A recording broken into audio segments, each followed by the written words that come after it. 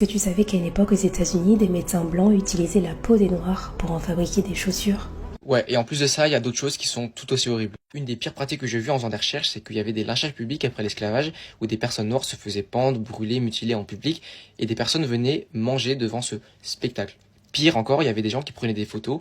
Donc aujourd'hui, on voit des clichés où il y a des personnes noires qui se font pendre devant une foule qui mange, qui voit ça comme un spectacle.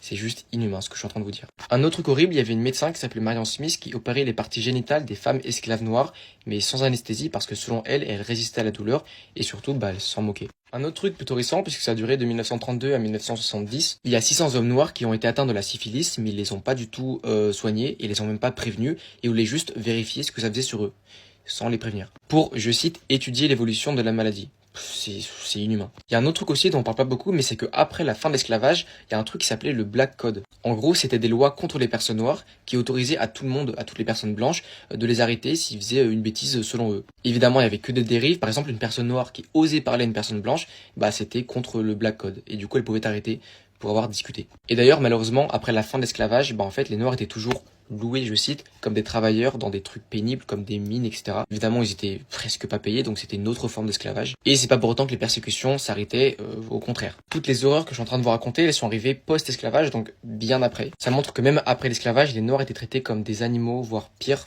Aujourd'hui, heureusement, il n'y a plus toutes ces horreurs, mais il y a certains groupes qui les revendiquent et qui veulent le refaire. Bref, voilà, c'était une vidéo de réponse à la vidéo de la fille qui était hyper pertinente, donc voilà.